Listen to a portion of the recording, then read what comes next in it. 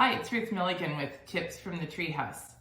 I decided to share a quick story about a panel discussion that I just attended. Now, I've been known not to be a big fan of panel discussions, and last weekend when I attended one, I was reminded why. Now, I loved the topic of this panel. I really respected the people on the panel. I'm a big fan of the organization that hosted the panel. All of those things were why I showed up. But what happened after I got there reminded me why I'm always disappointed. And I just thought I'd share for those of you out there who are planning panel discussions, try not to fall into these traps. The first is the questions that the moderator asked the panelists were not necessarily representative of the questions that the audience wanted to hear.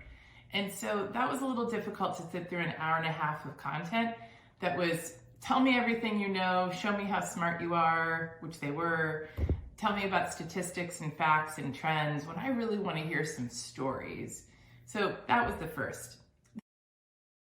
The second is when you do Q&A with an audience after a panel discussion, make sure to set the parameters pretty tight for the audience that this is asking a question, not sharing a story. For those of you that know the TED format, they don't allow Q&A inside any of their live events because the founder always believed that people would spend most of their time telling them the story as opposed to asking them a question. And that's not untrue either.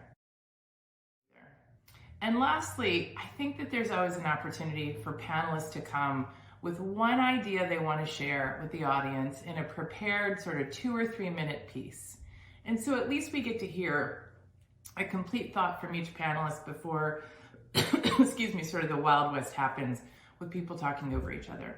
So for those of you planning panels, hopefully you'll take those tips with heart and know that they can be better.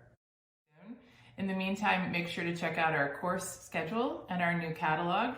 That's all down here on the website at articulationinc.com. Thanks for tuning in. Hope to see you next time.